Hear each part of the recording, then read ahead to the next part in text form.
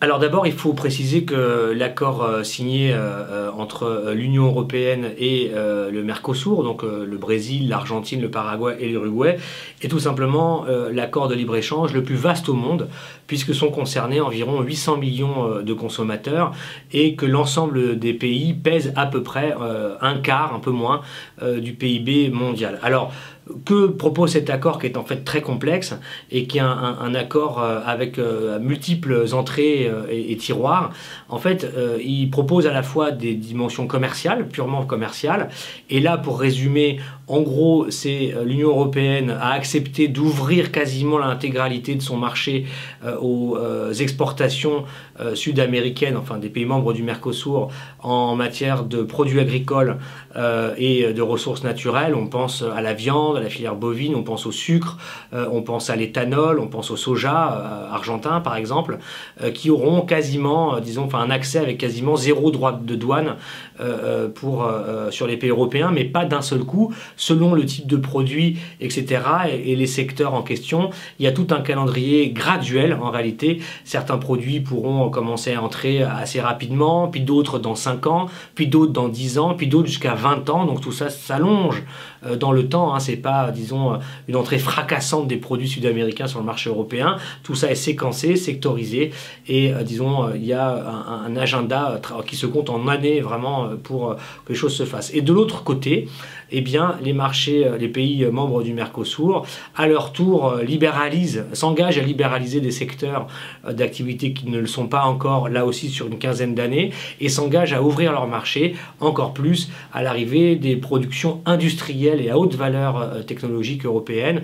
On pense à l'automobile, on pense aux machines-outils, mais aussi, par exemple, au prêt-à-porter, à la mode, à l'industrie du textile. Ça, c'est pour la France, par exemple, ou l'Italie. Et donc, ces produits-là pourront aussi arriver sur les marchés sud-américains et également les pays sud-américains ont accepté, ça a été un des éléments de la négociation très long, ont accepté de garantir des AOC, ce qu'on appelle les AOC, c'est-à-dire des appellations d'origine contrôlée sur 370, même un peu plus, de produits européens pour lesquels ces pays s'engagent à ce que leurs entreprises ne concurrencent pas les entreprises européennes sur ce type de produits-là. Donc pour les Européens, c'est plutôt une bonne affaire. Alors, par exemple, il est vrai que cet accord est controversé en Europe, mais aussi en Amérique latine, parce que beaucoup le trouvent asymétrique, dans le sens où il ne donne pas beaucoup d'avantages aux pays sud-américains, si ce n'est l'augmentation des quotas de leurs exportations de matières premières. Deuxième dimension importante de l'accord, c'est pas sur du commercial, c'est sur ce qu'on appelle des questions de normes commerciales, puisque eh bien, les pays latino-américains, en signant cet accord, eh bien, vont voir les notes qui leur sont attribuées, en particulier par les agences de notation financière, certainement se relever un petit peu, parce que on signe un accord, disons, dans les plus hauts standards internationaux, et ça renforce le statut de crédibilité internationale des pays du point de vue des marchés financiers, hein, je parle bien de ça. Et donc certains pays comme l'Argentine espèrent que la signature de l'accord du Mercosur va permettre finalement aussi d'améliorer un petit peu le traitement du pays par les marchés financiers en matière d'endettement et de paiement de la dette que ce pays a contracté en milliards de dollars auprès des marchés financiers. C'est un autre aspect de cet accord.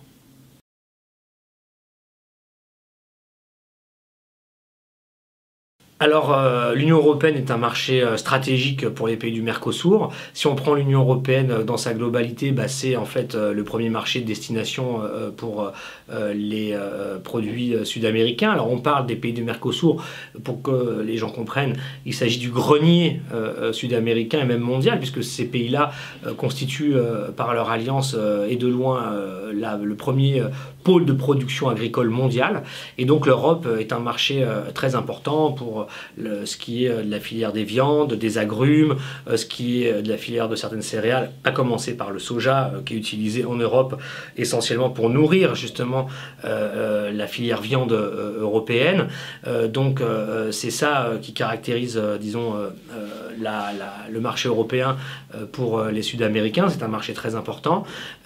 Pour les paysans sud-américains, là aussi, il y a un débat. Ça dépend de qui on parle. Le lobby de l'agronégoce est ravi, puisque précisément, il obtient des quotas augmentés qui vont lui permettre d'exporter toujours plus de ses productions de monoculture, que ce soit encore une fois le soja, la viande, l'huile de palme, etc., vers les pays européens, avec derrière ça tout un tas de problèmes qui sont liés au modèle agricole qui sous-tend cette exportation de monoculture et qui pose des problèmes en matière de déforestation, sanitaire, écologique, etc.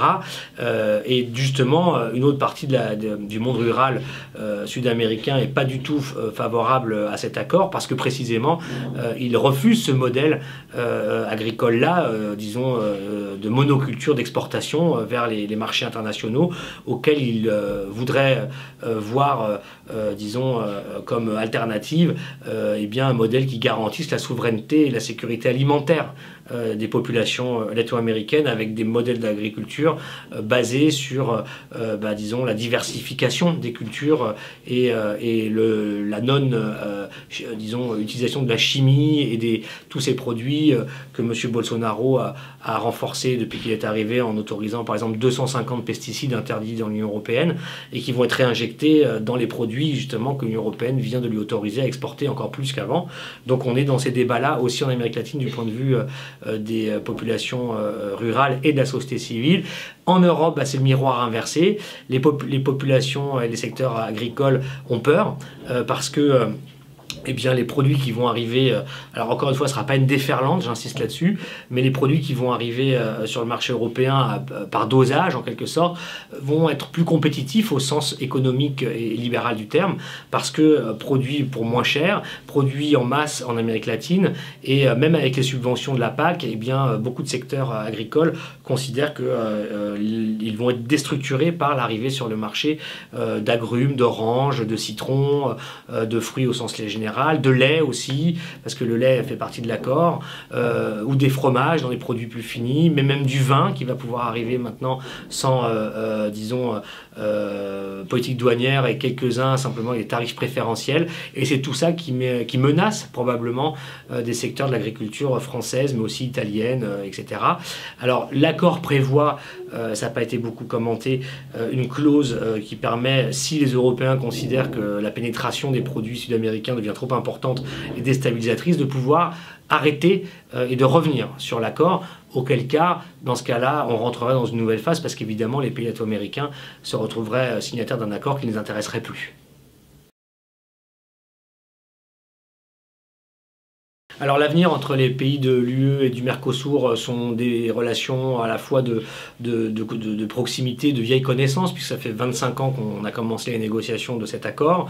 En même temps, aujourd'hui, la relation, c'est celle d'une Union européenne qui est aux prises avec tout un tas de problématiques, à la fois intra-européennes, mais aussi globales, et liées à la guerre commerciale sino-américaine, liées à l'unilatéralisme de Donald Trump, liées à l'arrivée de Bolsonaro qui pose des problèmes, j'ai envie de dire éthiques, moraux, mais aussi politiques pour les Européens concrètement.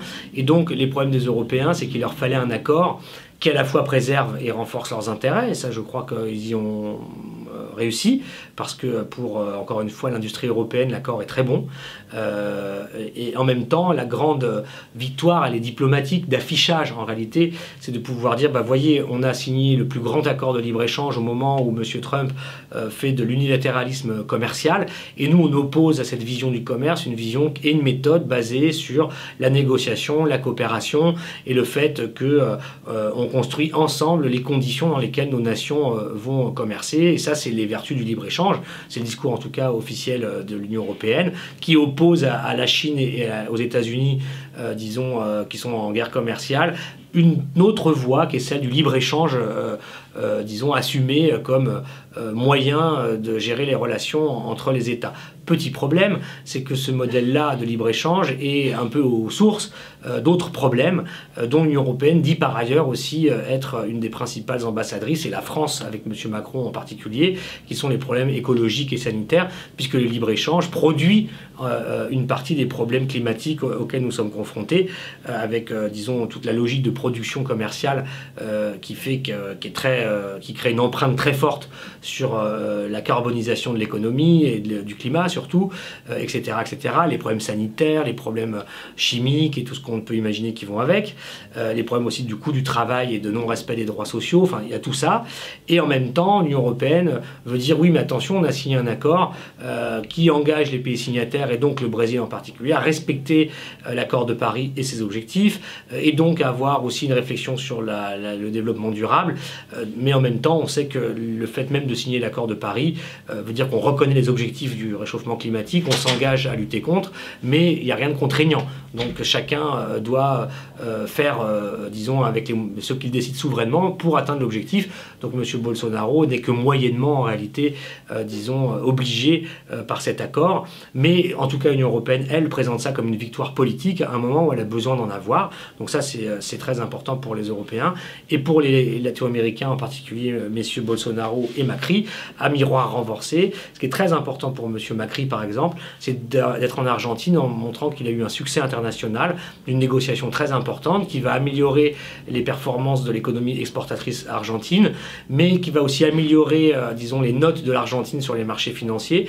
Et il fait cela en prévision d'une campagne électorale présidentielle qui aura lieu fin octobre en Argentine et qui s'avère pour lui des plus délicates, puisque M. Macri, aujourd'hui, si l'élection avait lieu, ne serait pas réélu. Et il y a de fortes chances que son opposition le soit. Opposition qui, elle, a déjà fait savoir qu'elle ne reconnaîtrait pas le contenu, elle n'est pas d'accord avec le traité qui vient d'être signé. Donc tout ça nous indique qu'au niveau des politiques, le Mercosur va vivre encore de grandes incertitudes, de grandes turbulences, si on ajoute à ça en plus le fait que le processus de ratification parlementaire au sein de l'Union européenne et des pays du Mercosur fait que l'accord n'entrera pas en vigueur avant très très très longtemps. Et donc il y a encore beaucoup de choses qui peuvent arriver et qui peuvent remettre en cause finalement sa signature.